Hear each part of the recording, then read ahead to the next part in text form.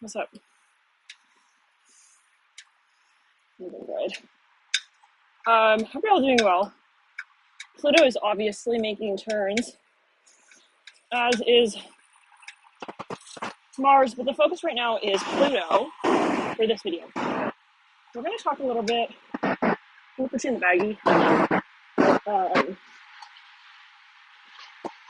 about how this narcissistic entity is operating. Okay, so the thing about the narcissistic entity is that its software is programmed to run on others, not on self. That means that, let's make sure that we are recording here. Good. That, you know, they are looking to basically control you. Okay. That's the focus. Now, the way they do that, there are many different ways, but it's not the thing that you gotta know here about this entity that would be helpful to remember is that it's not always obvious, right? Someone who's trying to control you will not always take the tactic or the approach of, hey, what's up, my name is Bob, I'll be controlling you today. No, right? That is not usually how it goes down. Sometimes, depending a little bit. In this scenario, especially in this day and age, the entity is harder and harder for it to thrive. We're ultimately talking about slavery, contract, energy. You can be enslaved by anybody, even a thought, right? That has been admitted at one point or another by another person or another entity, company. I hear it like this, right? So companies can have entities. Now, the thing here, really important to remember, is that this entity, no matter, right, how do we say, obviously planet is ascending, but the entity is still, there is still tension, right, that needs to be transmuted. So this entity, you will come across it still from time to time in people and family and friends, and at times it's stronger. It will try to hop, depending on how they can get to you the easiest, the strongest. Okay, they will maybe hop to into another person's body. We have to just say it like that. It is like that. The way that it is that, I'm hearing the name Dave here. Take it home. They will try to target your solar plexus. How could one possibly take control of another person, right? At the outset, it's like, oh, they're not going to control me. Right, okay. There are different ways. Obviously, there is physical control, which, okay, like we're saying, I will leave it open. Okay. Then there is psychological control. And the way that this works, right, is they try to destabilize your solar plexus chakra first. Okay. And so that they can subtly disarm you. Okay. So you got to be really aware of who you share your personal life with. Not everybody has the proper intention, right? You have to really sense it out. And that includes, anybody could be a registered psychologist, but they could be psycho themselves. Is there a test for that to make sure that, whoever is so-called treating, let's just clear it. So we see all kinds of disturbia in all kinds of fields, medical fields of all kinds. But, this is an example. So therapist, psychologist, nothing really, it's very challenging to qualify, right, somebody as so-called sane enough to give, to enter into another's life in an intimate way that is setting them up to feel vulnerable, right? Anyhow, so it's usually hard to determine if somebody is truly in the right alignment for that kind of position. Now, anyhow, this includes obviously your friends, right?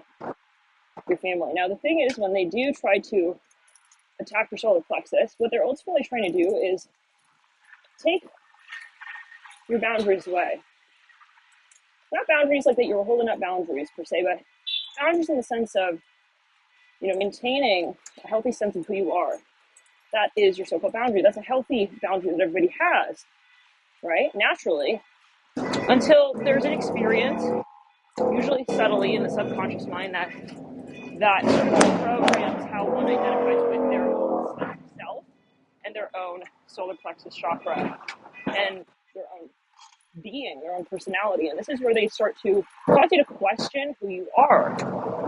Not directly, yet again, it's not, hey, I'm Bob, what's up? I'm going to ask you a few questions and, yeah, this is the plan. No. This is subtly. Okay, they attack things that you love from a psychological uh, orientation, okay? They take what you love as a concept, as a discussion point, and that's their entry point. So, they want to ultimately cause you yet again to question, to reestablish who you are on the basis of who they present themselves to be, right? In other words, a sense of superiority, which is not healthy, right? When someone's projecting, I am superior, right? You can meet all kinds of people. People even who are very so-called nice and kind on the surface can be projecting that energy. And that's where you really want to not look at their actions, but listen to how you feel about how that person impacts your energy field. Do you feel like you want to cover up your stomach? Do you feel like you want to crouch up? Are you not feeling confident? That person is projecting. We're getting down to it. That person is subtly projecting to you. It's like a sort of aura venom, okay? And we have to eliminate this because it's very under the radar. Okay, it's very easy for such people as well to go under the radar, right? Because they themselves, guys, are hijacked, right? So they themselves, somebody at one point or another in time, shifted their frequency system to be more reliant on others rather than self. When you're reliant on yourself, you're not trying to drain others, affect others, put them down, make them feel lesser than, right? That's not how you operate. Okay? So people who cause issues as well, okay, for others, they are in a deficit energy. Not because they are, but because their software runs on others. So they're constantly looking for other, and that's why they're so focused on you. And he doesn't care. He's not barely talking to me. Focused on you in the sense of the projection of their superiority. That is how they establish the dynamic with your conversation with your higher self in a way that serves them. Okay, on the energy plane. And they know that they're doing this. They do. It's the only way that they so-called survive. That's why you cannot feel bad for the narcissistic entity. Because the only way for it truly to survive in this day and age is to transcend that system and that software and to begin to rely on the self again. So it has to die off.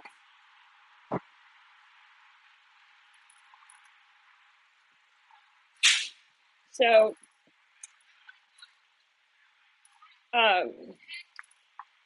so-called people who are narcissistic, right? Who so-called feel very important and they want to overpower you, your sense of free will, okay?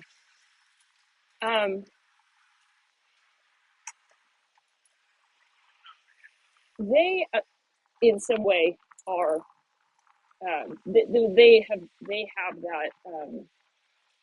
They have that as their running reality, right? That is their timeline.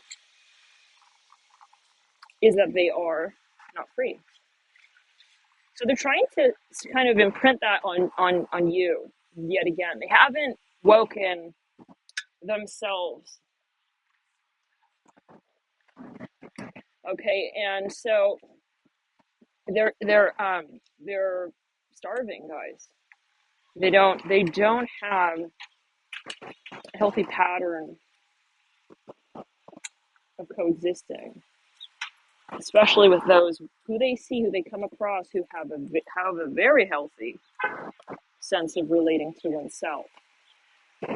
Right. So you were wondering, why am I attracting so many narcissists? You most likely have a very healthy sense of solar plexus. Okay. So guys, we'll come back. We'll come back. Okay. Love you guys.